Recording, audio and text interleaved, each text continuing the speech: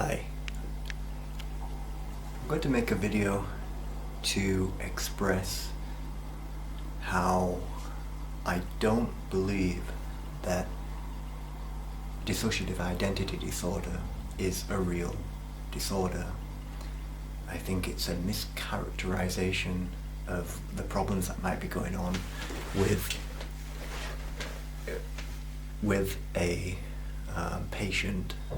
This is by no means meant to stigmatize anybody who does suffer from what they think is dissociative identity disorder. But I just wanted to give the perspective of a social psychologist. I'm a cognitive psychologist / social psychologist. I've done research into memory. I initially was aiming to become a trauma therapist. I was not going to specialize in dissociative identity disorder, but I was interested in dissociative identity many years ago. So I want to give the perspective of somebody who is a university lecturer. I was an assistant professor in the United States as well. But my views don't reflect any university, just myself, my own views. In fact, I'm wearing a Manchester United shirt to delineate that this is just me talking and not the university's views. So there's many sensational videos with millions of views on YouTube. I think we're all fascinated in seeing somebody transform from one personality to another. There's some scientific, there's a kind of what I would call a pseudo-scientific support for the idea that this can happen, and this scientific support is, encapsulated in the Diagnostic and Statistical Manual of Mental Disorders, the DSM-5, and it's been in the DSM for previous generations of the DSM-3. It was called multiple personality disorder. In DSM-4 it was changed to dissociative identity disorder. Now, what I've noticed on YouTube is that there is a lack of understanding that there's an alternative explanation for dissociative identity disorder, or people who claim to have it. There's this, what people call the sociocognitive model of dissociative identity disorder, that basically questions whether it exists at all.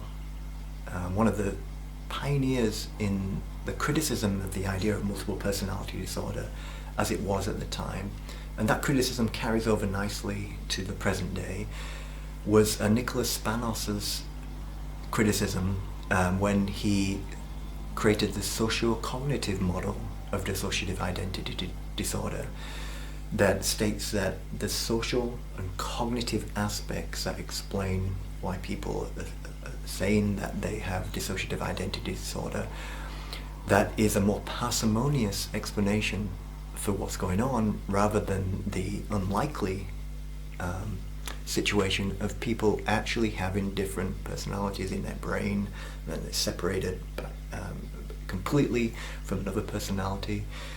That's a very unparsimonious explanation of what's going on, because we don't have any evidence of different areas of the brain having distinct personalities. Then the question is, where in the brain does this happen, right? So we have no evidence of that. We have no evidence of cognitive mechanisms that have been discovered in cognitive psychology. I've never come across them. I've been teaching cognitive psychology for a few years. I've been teaching research methods for a few years, and my ideas have not... I've never come across any mechanism that has convinced me that dissociative identity disorder, as laid out in the DSM, is a parsimonious explanation for the phenomenon of it being reported in society since the early 1900s. And it was not reported in society earlier than that. So let's go into some of the arguments against the idea that people actually do have different alters, personalities, or parts. I think what may be happening is a combination of role-playing, and this is part of Nicholas Spanos' model. He talked about this. A belief system that believes that this is how the brain works. So it's role-playing combined with a belief system. And a promise of cure combined with it, right? So some of the individuals may be having memory problems before they start to self-diagnose as dissociative identity disorder. They may be feeling depersonalized, which I think is also a real thing. People do have memory problems. People do feel depersonalized. And the other part of dissociative symptoms is derealization, like where you feel that the world is not real, right? So I think all of these symptoms are real things that we feel, so I think everybody feels some of these symptoms on a spectrum, right? So psychologically normal people will notice that they forget things. Psychologically normal people will feel like, oh, I don't remember anything from yesterday. People with normal memories will feel like that too. I think some people will feel depersonalized too if they go through trauma, or even if it's not trauma, people feel depersonalized.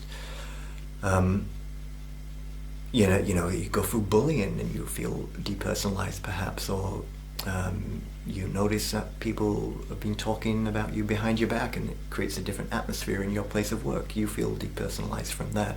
So that's not trauma. That's not what you typically classify as trauma. But these can make you feel depersonalized without calling it trauma. Same with derealization. You might, have a biological disbalance in your brain, from drugs or banging your head or from alcohol the day before. You may feel a sense of derealization, or maybe a sense of derealization may just come from seeing how crazy the world is, and just having an epiphany that, wow, this is kind of, people are playing roles, and people are not always real. They don't present their real selves, and you may feel depersonalized and derealized. But the problem is that all of these things are separate things, right? So derealization is similar to depersonalization, but it's not the same thing. And it's separate from memory problems, right? So you can have memory problems, and it doesn't mean that you package them together with derealization. Hi, sweetheart, I'm just doing a video right now. Okay. All right. So I'll talk to you later. Okay. Now, so what happens with the one of the measures of dissociation is called the dissociative dissociative experience scale.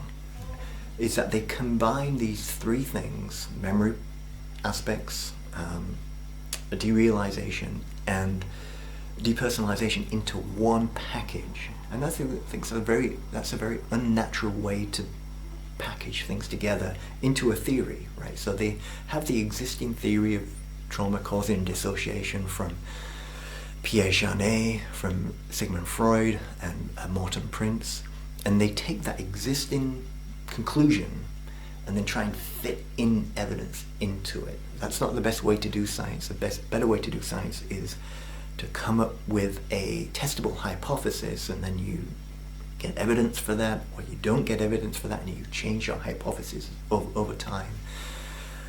What I think has been done with the dissociative experiences scale, and I want to stress that I think dissociation is a real thing that we feel when we go through troubled times, or financial problems, or bullying at work and that kind of thing. We feel depersonalized. And I also think it's a separate issue that we have memory problems. Sometimes they come together, sometimes they don't. So you could have a patient who has genuine memory problems. They genuinely have more forgetfulness than everybody else. I think that can be addressed in therapy. I think they can do some things if they get a sensible psychiatrist. They can, or a psychologist, they can do some things to help them improve that memory, or to exercise, to do memory exercises, to engage in cognitively demanding projects, or work or school, something like that. But I think it's a tragedy to take somebody with memory problems, to fit them into this idea of dissociation, and then to assume that maybe they have memory problems because of trauma. I don't think it works like that. I think people do develop memory problems from continuous stress. I wouldn't call it trauma. So trauma can lead to continuous stress. So trauma can cause memory problems. But continuous stress of a difficult job over 30 years, extremely difficult job, could lead to memory problems, but I wouldn't call that trauma. Having a stressful job, I wouldn't call that trauma in the traditional sense of the word. Trauma is usually meant to mean something like having your personal integrity threatened with possible death or injury, or seeing somebody else who's been threatened by death or severe injury. So that was a traditional definition of trauma. But as years have gone by, people have stretched that definition of trauma to mean anything that causes stress, right? So they started to call having a difficult job trauma, and I don't agree with that broadening of the definition, because it makes measurement extremely vague and inaccurate. It makes measurement of an entity called trauma very inaccurate. And it's of course possible that continuous stress in childhood would lead to somebody as an adult of having a less good memory than somebody without that trauma. But it can also come from just not being stimulated enough as a child, not going through a rigorous schooling. If you don't go through a rigorous schooling as a child, then people who do are going to come out of that with better memories than the individual without such mental stimulation. So, and I wouldn't call that trauma, because while somebody's going through a rigorous education, the other people might be having a lot of fun, not necessarily being traumatized. So I think we understand memory problems fairly well without the need to go into what I would call untestable theories, such as dissociative amnesia theory or dissociative identity disorder theory. And similarly, so that's an example of a patient having memory problems, right? Maybe they do forget in a strange way from one day to the next, or they do forget when a period of time when they were being a certain way. I wouldn't say it's a certain personality. I don't want to go along with that theory, but let's say that they just find it more difficult to remember a time when they're flirtatious. So when they're not flirtatious, let's say, because this is something I've seen in some of the videos on dissociative identity disorder on YouTube. So when you're, the idea that the one alter is sexual, what another alter is not, it is within the realm of normal cognition to, when you're not in the state of mind of being flirtatious, let's say, to when you're at work the next day, you may not recall everything of every detail of when you were flirtatious, and it's possible that when you do get back into that mode of being, and it's not a different personality, it's just a part of a part of your one personality, really, that when you get back into that mode of being, it reminds you of past experiences. But that doesn't mean you're completely shut off from that experience.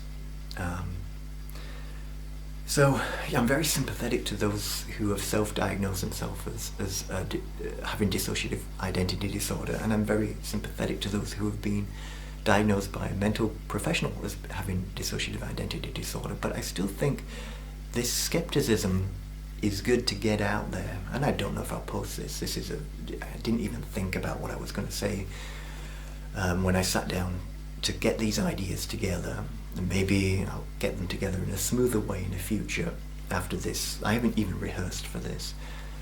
So I'm sympathetic to individuals, but having the alternative explanation, I think, is freedom for some people, right? They just want to know what's true. Even if they have been diagnosed with dissociative amnesia, we have this curiosity to say it's more important what's true than what might make me feel better or might lead me to be diagnosed as being cured or on the way to being cured by my psychiatrist. And maybe individuals who are posting about dissociative identity disorder online generally believe that they have the disorder, but they may want an alternative view from somebody who is sympathetic to them, and I am, because I'm sympathetic, and I don't want to create any stigma about dissociative identity disorder, more that I want to stimulate critical thinking about it so that people can avoid the worst aspects of the diagnosis. And so the worst aspects of the diagnosis is that you notice that you have more than one way of being, more than one personality, let's say. This is something that we all have. We have more than one way of being. We have a way of being in different roles. You notice that, and then you get deeply into watching YouTube videos, and then you self-diagnose yourself as having multiple personalities. Maybe you go along with the theory and you start to make up names after you've discovered this thing, and you think you're on the way to cure, right? Now what may happen is you then go to a series of psychiatrists or psychologists, and some psychologists say, I don't really believe that you have dissociative identity disorder, and you jump from one psychologist to another until you find one who says, yeah, I think you've got dissociative identity disorder, and then you get the diagnosis, and then you think that all the other psychologists were uninformed, crazy, stigmatizing about the disorder, and you think this one new therapist is like a savior. They really get what I am having. They really agree with me, and then you start building this belief system with that psychologist. That, to me, as somebody who's taught research design, research methods, is a red flag for a real disorder, and that is low inter-rater reliability. It's one of the fundamental aspects of measurement in science, that you have high internal reliability, and then you look for high validity after you have established reliability. So in other words, because dissociative identity disorder is a psychogenic, it's proposed to be a psychogenic disorder, what that means is that it doesn't have a sign, a objective test that you can measure to diagnose, a biological test, let's call it, to diagnose you as having this disorder. Psychiatric disorders are different from medical disorders, because with medical disorders you usually have symptoms and you have signs as well. And those combination is a very powerful tool for diagnosis, right? So you have symptoms, let's take a medical diagnosis, for example, and you can contrast it with the diagnosis of dissociative identity disorder afterwards. So let's take a medical diagnosis of diabetes, right? So somebody comes in with symptoms, right? So this is symptoms. Symptoms are not enough to give a very strong diagnosis, but let's take that. The symptoms coming in of somebody with diabetes are wanting to frequently urinate, being very lethargic, having memory problems, perhaps, cognitive malaise, and there's other symptoms. I'm not a medical doctor, so there's other symptoms to look for too. Now, that's very difficult to put in a category with just symptoms, because there's other medical disorders that include the same symptoms. Now, what separates medical diagnosis is the tests that you can do, the objective biological tests that you can do to diagnose diabetes, such as the blood tests that include glucose blood tests, and there's some other blood tests as well that I forget the name of for diabetes. And then you can get a kind of well-described condition that is a genuine disorder where you know the mechanisms. The trouble with psychiatric diagnosis, usually, there's exceptions such as Down syndrome, that's an exception, usually is that there's no objective biological test, there's no science. So you have the symptoms that psychiatrists and psychologists have to put together into loose categories that are very much looser than medical diagnoses, So with dissociative identity disorder, there's a loose set of symptoms, such as the loss of consciousness of other personalities, but even that you cannot measure objectively. So what they usually do, as far as I know, is they use the dissociative experiences scale, and if you're very high on that, then there's a chance, and you report all the other symptoms of dissociative identity disorder, which of course you may have learned online by watching YouTube, you may have learned by reading the DSM. So it may be it may be a cultural belief system that helps you tell the doctor what's going on. There's no biological sign for dissociative identity disorders, and that is indicative of the lack of validity too. So there's two problems here, right? So think about this. Psychiatrists don't agree. You go from one psychiatrist to another and they don't agree. That's a bad sign for measurement. That means there's low inter-rater reliability, right? So you might not be dealing with a well-defined measurement or well-defined diagnosis, right? And then there's a second problem, a very big problem in psychiatry, and as a psychologist, I'm not a clinical psychologist, by the way, I'm just an experimental psychologist.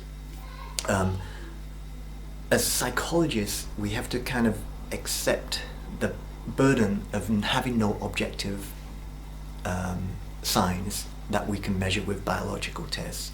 And then we just do the best we can in categorizing people into depression, into anxiety, and then because the measurement is so fuzzy compared to medical science, you find that depression and anxiety overlaps a whole big deal, and you don't really find that when diagnosing, maybe diabetes and comparing it to other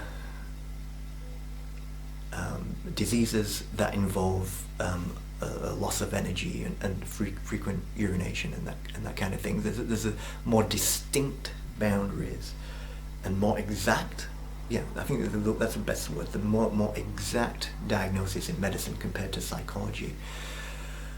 But what I find is that there's a problem here, and that is psychiatrists have lost their focus, psychologists too have lost their focus on the idea that these diagnoses are fuzzy. Almost all diagnoses in psychology are fuzzy and on a spectrum. And it's not because we don't have brilliant people in psychology, we do. It's because of the lack of objective science that you have in medicine, right? So our diagnosis of brain trauma to a certain area of the brain, and then when that kind of corresponds with a loss of specific function, that's not fuzzy, right? So that is similar to medical diagnosis, where you have a sign, which is a missing part of the brain, with discovered with an MRI, and you have symptoms that match, right? So you're getting, that's kind of like a medical diagnosis, the accuracy of a medical diagnosis.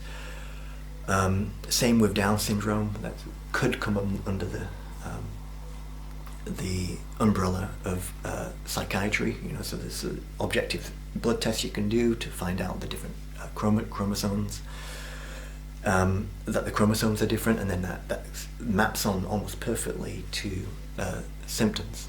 And there's some other psychiatric diagnoses like that, where you have biological objective signs. I don't think it's true of depression, that there's these finely cut objective biological signs, even though depression is sometimes said to be a chemical imbalance. The actual measurement of that does not lead to high reliability. So in other words, measuring chemical imbalance, which is circular in a way because they use the symptoms of depression to help diagnose that, is not yet a solid biological sign of depression, and only depression, right? So the good example of this is when you give drugs that increase a certain neurotransmitter, they often work on more than one condition in psychiatry, which means that they're not diagnostic of one condition, right? So you notice the difference, right? High glucose helps you diagnose diabetes fairly accurately, fairly precisely. Raising up serotonin levels in the synapses of the brain does a whole lot of things to a whole lot of different conditions in psychology. Now, this is not to say that psychology is unscientific. I think there is a scientific side of psychology that helps inform clinical psychology, and there's a lot of scientific types of clinical psychologists out there who probably have more knowledge of clinical psychology than I do. My specialty is memory research. I've taught cognitive psychology, I've taught research methods, and so that's kind of my bubble. I've been very interested in dissociative amnesia since the 1990s. I believed in the concept of dissociative amnesia, that is of course a part of dissociative identity disorder usually. So I believed in the idea of dissociative amnesia until about 2006, so I had more than 10 years of reading about that in popular books for the most part. And then since 2006 I've been reading more scientific texts, peer-reviewed literature on memory, and I don't believe in the underlying mechanisms of dissociative amnesia. I'm of the opinion that maybe dissociative amnesia should be taken out of the DSM and replaced with separate sections such as amnesia, that covers people who lose their identity and memories temporarily, but adding the word dissociative to the word amnesia has a lot of connotations for theory that I don't subscribe to, and that's the trauma theory of dissociation that is reasonable to a certain extent, but then it stops being reasonable in my kind of careful cognitive psychology way of thinking of things. So, and this is behind dissociative identity disorder, this theory, so this is why I'm explaining it now. The theory goes like this: trauma leads to dissociation, all right? So already we're into problems of measurement here. So trauma, if you broaden the definition of trauma too much, like it used to mean something that was life-threatening, now it means everything that you don't like, that broadening of definitions is a problem for internal reliability, I think. It's part of, it makes the measurement vague. Okay, so you have a problem with the measurement of trauma, right? Separate to that, you have the problem of the measurement of dissociation, right? So even while we're at the first stage of the theory, which is trauma causes dissociation, you run into problems, right? You can broaden the definitions of both of those measurements too broadly so that it becomes unfalsifiable, right? So, but let's talk about dissociation for a second.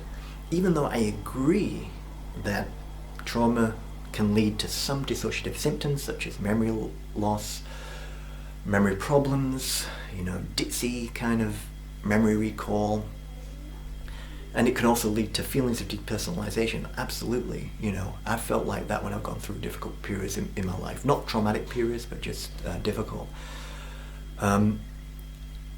Even though I say that, the concept of dissociation is problematic because it has 3 different aspects to it, bunched into one measurement, and that's a bad way of measurement in any science. You don't crunch 3 distinct entities together and then call it an exact measurement. It's not the way you do it. You should measure memory problems separately from depersonalization problems, separately from derealization. Maybe you can put derealization and depersonalization together if they correlate highly enough. They're similar concepts. But so even at the first stage that I kind of agree with, that trauma causes dissociation, there are problems, right? Because even at this early stage, you could do this. You could feel depersonalized, right? But you haven't been traumatized. You haven't been traumatized. So you start to redefine what trauma is, right? So I felt a little bit depersonalized going through graduate school, for example, right? I was not traumatized during graduate school, but I did feel depersonalized at a certain point. So I could choose to broaden the definition of trauma so much that it becomes unfalsifiable. The theory that trauma causes dissociation becomes unfalsifiable because I could redefine trauma as being left out of certain cliques in graduate school, right? And then being left out of cliques in graduate school becomes a new definition of trauma. That's not good measurement. You cannot do that in real science. It's in cognitive psychology, you cannot broaden definitions like that. In chemistry, you cannot do this with, this chemical. It's not that chemical. Let's call it that chemical as well. Let's bunch them together. You can't do that. Same with physics. You have to carefully define terms. So this is why I think the theory of trauma causing dissociation is already getting into the pseudo-scientific realm of not using exact measurement. I'm using measurements that have low reliability, or not, at least not high enough. They have low validity, even though they do find some validity with low correlations to measurements that you would expect to correlate. You find 0.5 correlation and say, oh, that's validity. And that may be validity in clinical psychology, but it's not validity in chemistry or physics or anything like, or any of the harder scientists, or it's not validity in cognitive psychology either. So I think when you do get into the realm of writing in clinical psychology, peer-reviewed articles, and you've been doing it for decades, you start to accept measurements of validity that wouldn't be accepted in other sciences. So you get a 0.6 correlation between 2 variables that should correlate, and you say, yeah, look, high validity, just because all the other articles in clinical psychology journals also have those kind of correlations, And I think when you come from a different science like cognitive psychology, you can see that, and you kind of like, you feel like you can't comment on clinical psychology because you're not an expert. But you see it and you think, oh, that's not high reliability.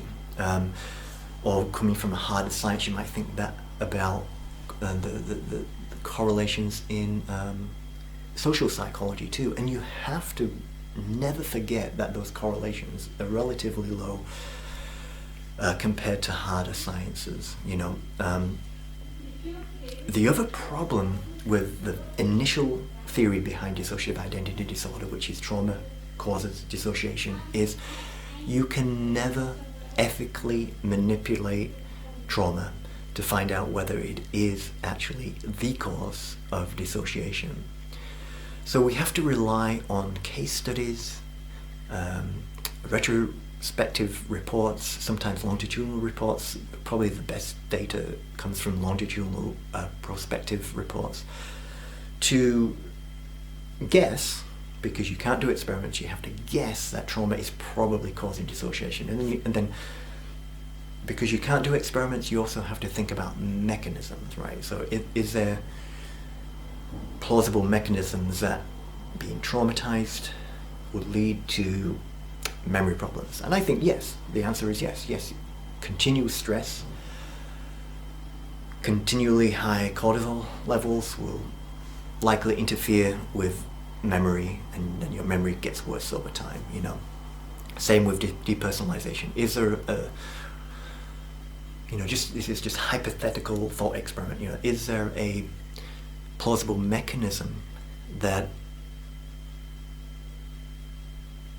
trauma could cause somebody to feel depersonalized? And I think there is. It's fairly reasonable to think that somebody might be traumatized in a way that they feel excluded from other people. That would certainly lead to feelings of being separated, you know, depersonalized from other people, you know. So but nevertheless, we're still dealing with very vague measurement, very vague variables here with the word trauma and the word dissociation. And you have to break them down to do more exact measurement, and to combine them all, and then to talk about all of these disparate entities within dissociation, let's say, and to talk about them as this exact entity that we understand and know.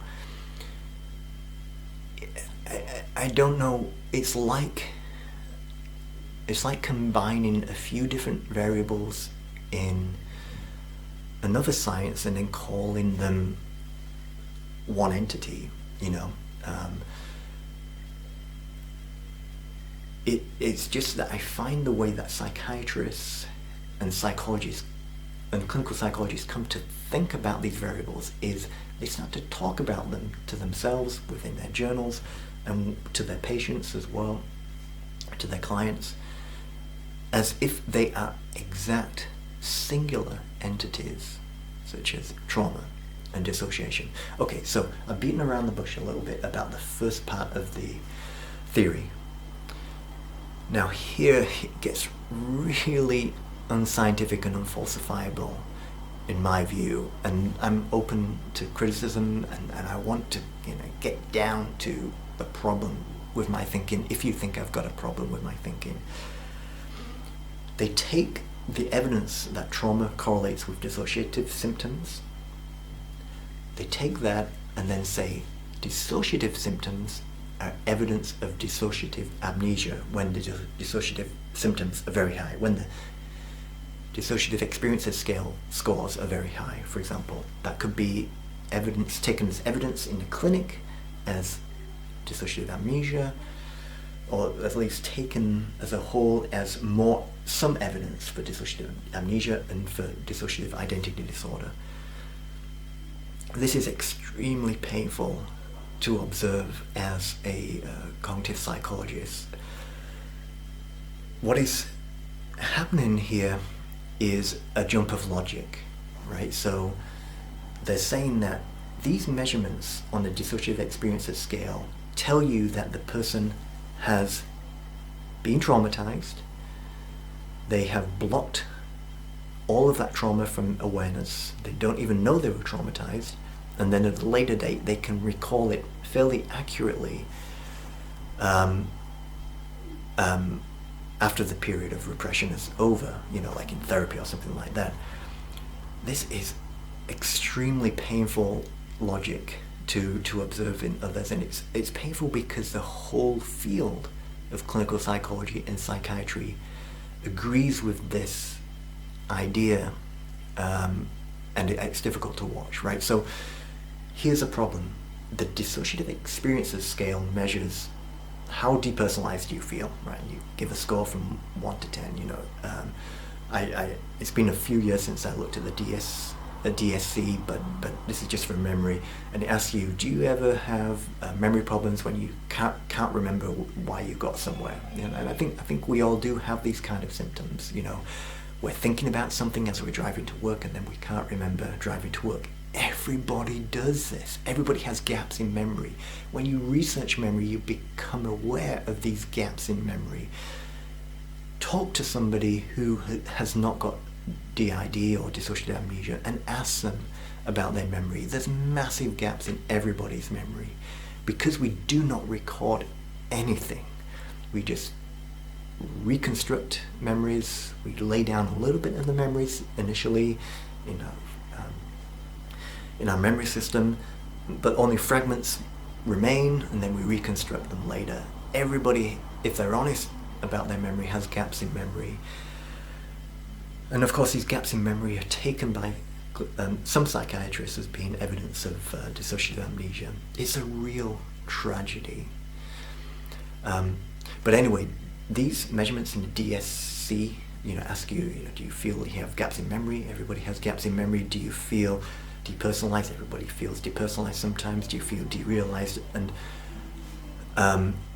none of those questions test the idea that they have blocked off a traumatic memory perfectly, and then they can recall it perfectly later. None of those items in the dissociative experiences scale have established this extremely extraordinary forgetting, where you store something but you do not even know it happened, right? And then extraordinary remembering later when you come to recall the repressed trauma or the dissociative amnesia, where you fully recall everything and you report it as being in exact detail. So that's the gap in logic. If you followed that gap in logic, I hope I explained it the best I can. It's these, when you ask some, let's just take this step by step. If you ask somebody, do you have periods of time when you cannot remember what you just were doing, right? All of us have that, but let's say somebody says yes to that. That is not evidence that you have completely blocked a trauma with extremely difficult to test mechanisms, right? You're not even aware that the trauma happened. How can that question of have you had gaps in memory test this? It doesn't. It's just a measurement of whether somebody is self-reporting a gap in memory that we all have. And of course that question, have you ever had gaps in memory where you can't remember losing your keys or shutting the garage door or whether you left the stove on? That of course does also not measure whether it's possible to recall a severe trauma when you were not aware of it at all, and then to recall something that you were not aware of in great detail. So this is a very frustrating thing for outsiders to look at, and I don't mind being classified as an outsider who's not an expert in dissociative identity disorder. But here's a problem with experts in dissociative identity disorder. All of those individuals who are critical of the idea, like I am, cannot really, in good conscience, go into being a dissociative identity expert We cannot choose that graduate school. We cannot choose it because we don't agree with dissociative identity disorder, or many parts of it, you know. So what you have is specialists in dissociative identity disorder, self-selected believers in the theory of trauma and dissociation. But I just want to let you know that there's alternative theories out there. And why is it important to know that there are alternative theories out there? Well, one reason is there can be side effects of believing that you have dissociative amnesia or dissociative identity disorder. You know, one of them is stigma, which I don't want to put on anybody, but you will get stigma from other individuals who are less sympathetic than me. So that's one thing. I think that should not be the case, but it is the case. I have a friend who used to believe they had dissociative identity disorder and doesn't anymore, and I don't look down on that friend at all, you know. Now, here's another side effect of getting caught up into the theory of dissociative identity disorder and dissociative amnesia. To try and explain your dissociative identity disorder, once you've realized that you have more than one part of your personality, you eventually are going to come to a psychiatrist who suggests that it comes from early trauma, you know, sometimes before age 7. Something I heard on one of the YouTube videos I saw recently is that it's severe repeated trauma before the age of 7. Now, this is very suggestive to somebody who feels that they have more than one personality, because what they're going to do is they're going to start to assume that they must have been abused in their early years, and because they cannot remember their early years, maybe they can recall some of that abuse in therapy. This is a disaster. It's a disastrous way of thinking, because the brain doesn't work like that. What the brain does in the first few years of life is mature and develop so that every single individual in the world forgets the first few years of their life. It's called infantile amnesia. It's something I consider to be a safe discovery. It's something that I think is actually true of those who have not been traumatized and of those who have been traumatized. So, and that dissociative, that, I almost said the wrong thing, that infantile amnesia can go up to age 6 and 7. So even people who have idyllic early childhoods, when they get to age 25, 35, 45, 55, they're not going to remember things before age 7, unless they've been rehearsing them, you know, unless they have videos and they've been seeing the videos over and over again, unless they've been rehearsing them in conversations with their family, they're going to forget those early years. And that's a tragedy for most individuals, you know, for the vast majority of individuals. It's a tragedy because those early years can be wonderful, wonderful years. But the double tragedy here is, just imagine that you had those wonderful, wonderful years, and then later on you see a YouTube video about having multiple personalities, and you say, yeah, I'm different in work, I'm different when I go to a pub, I'm different when I go to a nightclub, I'm different when I do this and do that. Maybe I've got multiple personalities, and then you read and read and read about it. You notice that it's in the DSM, so it must be scientific, and then you go and jump from psychiatrist to psychiatrist, and eventually you get one that says, yes, I agree, you've got DID. Think about the tragedy here. You're then going to reappraise your early childhood as being terrible. What is the side effect of that, right? The side effect is you may become estranged from your family. Now, if it is the case that you had a wonderful, wonderful time in your early childhood with your family, isn't that a tragedy, right? Your new therapist has become the hero when it's really perhaps helping an iatrogenic trajectory, an iatrogenic disorder, maybe making you worse, separating you from your family perhaps because you come to believe that you were severely abused. And the people who actually love you the most, your parents, and this is not the case for everybody, but the vast majority of individuals, the individuals who really love you the most, love you more than therapists do, love you more than psychologists like me do. They're going to become estranged from those individuals who come to believe this. And then you get the side effect of a loss of support, loss of advice, loss of guidance through life, perhaps loss of financial support, social support, and it comes at the cost of breaking your parents' hearts as well. I mean, I'm talking about the parents who are innocent. There's some parents who are actually abusive.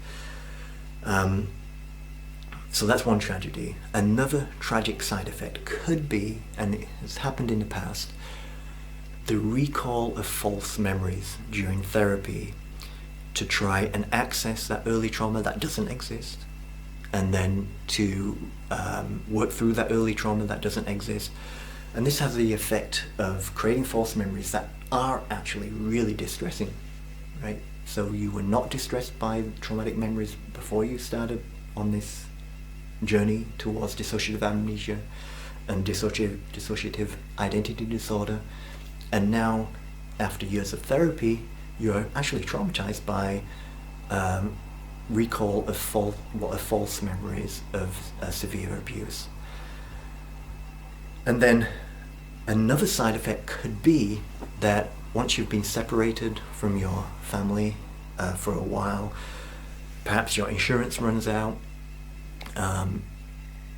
you are separated from your therapist, you have nobody, right? You don't have your therapist, you can't afford him or her anymore.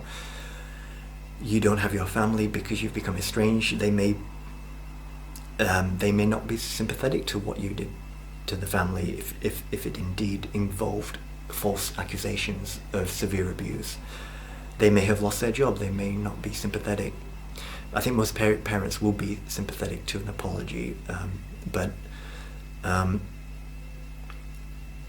then here's another side effect, a tragic side effect. You might start to realize, from seeing somebody debunking dissociative identity disorder, or you come to read books about false memories, or you get to read articles by Joel Paris perhaps about his skepticism about dissociative identity disorder, or Nicholas Spanos' work in the 80s and 90s on skepticism of dissociative identity disorder, or multiple personalities at that time. You might start to realize that you've developed false memories in this long journey that you've been on. You've estranged your family. You've completely destroyed your family's lives. You could have caused them to lose their jobs, perhaps. Although that's less common now. But it was common for offspring to sue their therapists in the 1980s and 1990s and ruin their parents' lives. But now it doesn't seem to end up in court that much. As much, I should say.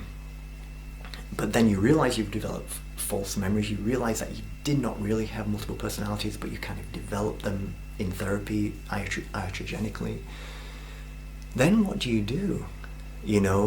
How do you undo all of that damage and you realize that it's a whole belief system. Dissociative identity is a belief system rather than an objective diagnosis, like diabetes is an objective diagnosis or an exact diagnosis. Now, you might still be true that you had memory problems, so you might still have to deal with those. You might still be true that you did feel depersonalized. And you're likely not to lose that depersonalized feelings. In fact, you're probably going to feel more depersonalized feelings if you create false memories of trauma. So you might have a second tragedy to deal with where you apologize to your parents for the false accusations. the hurt between you is never fully healed, but at least you heal your life the best you can. So these are side effects of this belief system that I don't see expressed on YouTube much at all, you know. But what I do see expressed on YouTube is certainty that this is a real diagnosis, and a kind of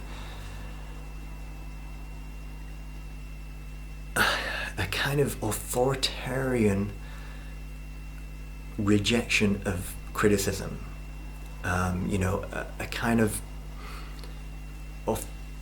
a feeling that if you were to criticize a diagnosis, that you're going to be attacked. You know, you know, because I think that the general framework of protecting this theory is this: anybody who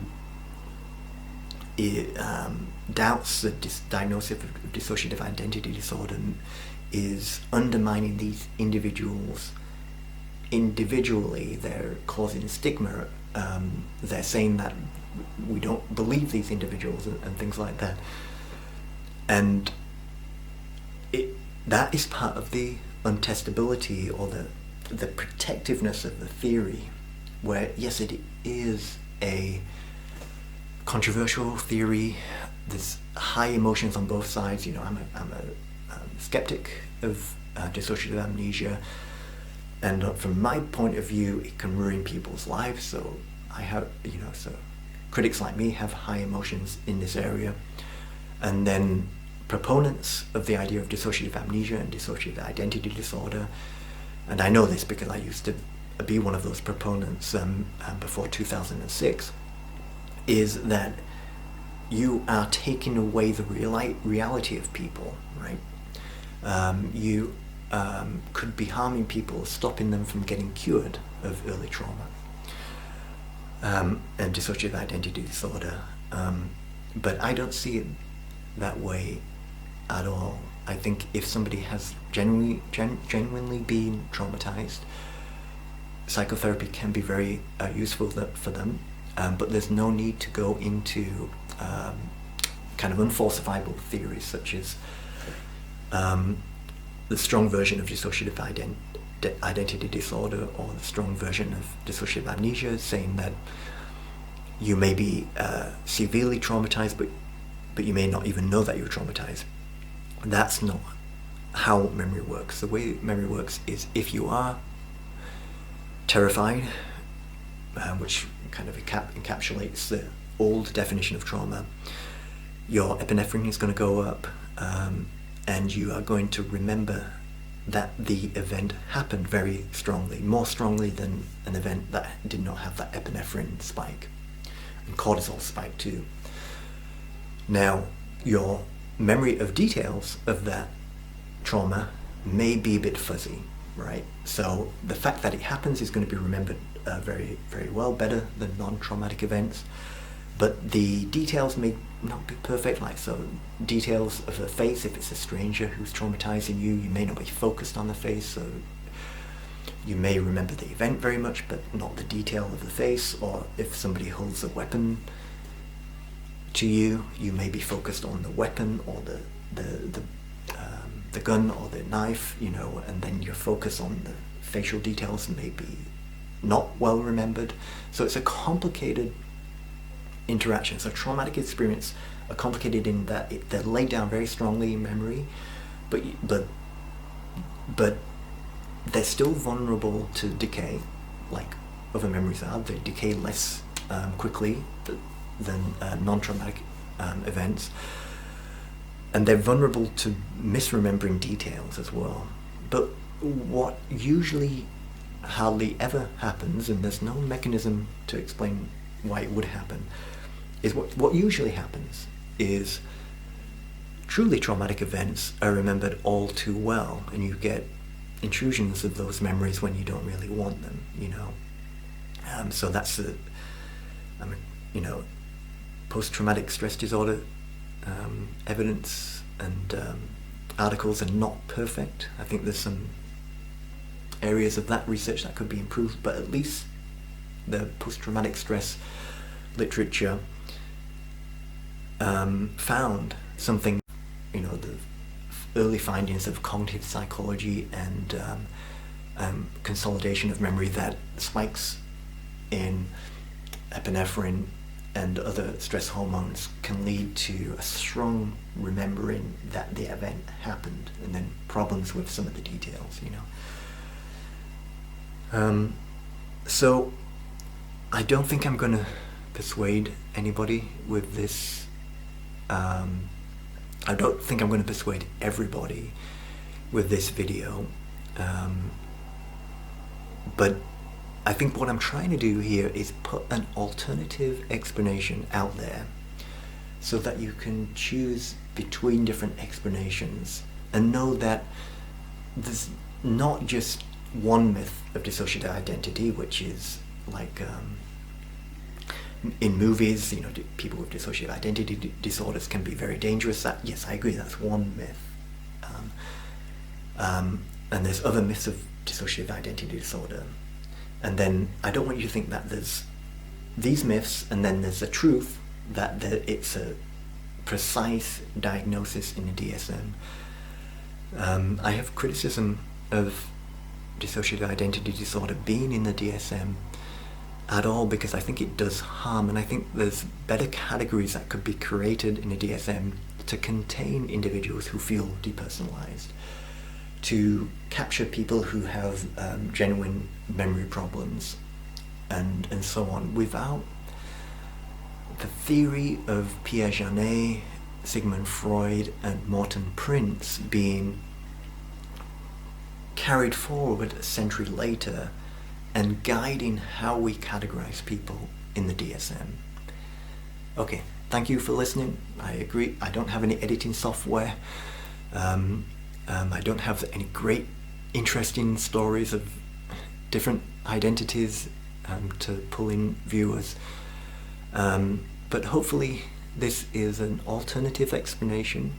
And if you want to read more about this explanation in more technical terms, you can read articles by Nicholas Spanos, 1994, Scott Lilienfeld in 1997, 98, and 2000. Elizabeth Loftus has written about dissociative amnesia. Harrison Pope has written about dissociative amnesia. And Joel Paris has written about skepticism about dissociative identity disorder. So this video doesn't detract from the suffering of anybody having a dissociative identity disorder. I think they may have underlying problems in some cases, or they may have the problems may be iatrogenic in other cases, and that's not to criticize the individuals. I think the criticism could be reserved for their therapists for not understanding inter-rater reliability, for not understanding validity, for not understanding how cause is established in psychology. And I could criticize those clinicians for being too certain about their theory without adequate evidence for these very difficult to test ideas, such as the complete blockage of trauma where you're not even aware of it, and the even more fantastical idea of people having more than one personality within their brain, rather than the more parsimonious explanation of everybody has different personalities at different times, but it's still part of the same one brain system, and it's part of the same one personality. Okay, thanks for listening.